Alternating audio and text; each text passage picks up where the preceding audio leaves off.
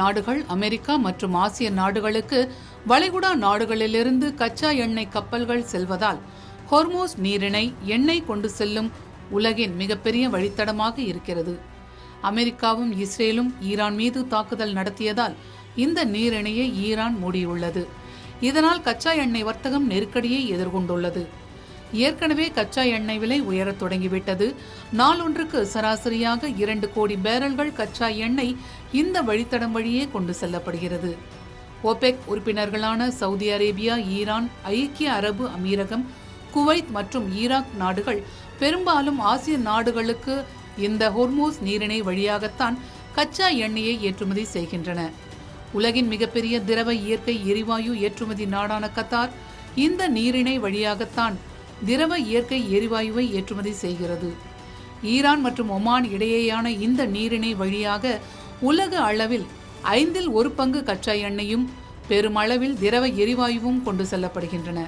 Iran மீதான தாக்குதலால் Hormuz வழியாக செல்லும் கப்பல் போக்குவரத்து முடங்கியுள்ளது. கப்பல் நிறுவனங்கள், எண்ணெய் உற்பத்தி நிறுவனங்கள், வர்த்தக நிறுவனங்கள் ஹொர்மூஸ் வழியாக மேற்கொள்ளும் கப்பல் போக்குவரத்தை நிறுத்தி வைத்துள்ளன. அமெரிக்க நிறுவனத்தை சேர்ந்த ஸ்டெனா இம்பரேட்டிவ் டேங்கர் கப்பல், மார்ஷல் தீவுகளை சேர்ந்த டேங்கர் MKD வியாம் கப்பல், ஜிப்ரால்டரை சேர்ந்த ஹெர்குலிஸ் ஸ்டார் போன்றவை இந்த நீரிணை பகுதியில் தாக்குதலுக்கு ஆளாகி சேதமடைந்தன. தவிர கப்பல்களிலிருந்து ஏவுகணை மற்றும் ட்ரோன் தாக்குதல்களும் ஈரானால் நடத்தப்படுகின்றன. இந்நிலையில் கடல் பகுதியில் 6000 கண்ணி வெடிகள் வைக்கப்பட்டிருக்க கூடும் என்று அமெரிக்க உளவுத்துறை கணிக்கிறது. மிதக்கக்கூடிய வகையை சேர்ந்த கண்ணி வெடிகள் ஹொர்மூஸ் நீரிணை பகுதியில் கப்பல்களுக்கு ஆபத்தை விளைவிக்க கூடும் என்று அஞ்சப்படுகிறது. ஆனால் இத்தனை 1000 கண்ணி வெடிகள் இருப்பதாக உறுதிப்படுத்தப்பட்ட தகவல்கள் எதுவும் இல்லை.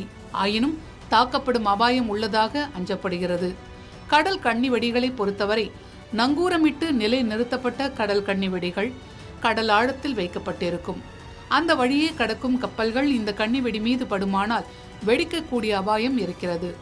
மற்றொரு வகை மிதக்கக்கூடிய கண்ணி வெடிகள். இவை எந்த இடத்திலும் பொருத்தப்பட்டிருக்காது, மிதந்து கொண்டே இருக்கக்கூடியவை என்பதால் இதுவும் ஆபத்தான வகையை சேர்ந்தது. மற்றொன்று கப்பலோடு காந்தம் மூலம் இணைக்கப்படக்கூடியது. இது எந்த நேரத்திலும் வெடிக்க வைக்கக்கூடிய தன்மை கொண்டது. கடலடியில் புதைத்து வைக்கப்படும் கண்ணி வெடி வகை கப்பல் அதன் மேலே சென்றால் வெடிக்கக்கூடிய தன்மை கொண்டவை. இவற்றை கண்டுபிடிப்பது மிகவும் கடினம். இத்தகைய கண்ணி வெடிகளை 1980களின் பிற்பகுதியில் ஈரான் ஈராக் போர் சமயத்தில் ஈரான் பயன்படுத்தியுள்ளது. இதனால் இப்போதும் கண்ணி வெடிகள் அபாயம் இருப்பதாக அமெரிக்க உளவுத்துறை கணிக்கிறது. ஐநா விதிகளின்படி தங்கள் கடற்கரையிலிருந்து 12 நாட்டிக்கல் மைல்கள் வரையிலான கடல் பரப்பு அந்தந்த நாடுகளின் கட்டுப்பாட்டில் வருவது. இதன்படி ஹொர்மூஸ் நீரிணையை பொறுத்தவரை ஈரான் மற்றும் ஒமான் பகுதிக்குள் வருபவை. ஈரானின் கப்பல் தடுப்பு ஏவுகணைகள் கொண்ட அதிவேக படகுகள் மற்றும் நீர்மூழ்கிகள், செமி நீர்மூழ்கி படகுகள் போன்றவற்றால் இந்த நீரிணை பகுதியில் கண்ணி வெடிகள் பயன்படுத்தப்பட்டு கப்பல்கள் தாக்கப்படும் அபாயம் நீடிக்கிறது. இதனால் போர் பதற்றம் தணிந்த பின்பே ஹொர்மூஸ் நீரிணை பகுதியிலும் ஆபத்து நீங்கும் என்று கருதப்படுகிறது.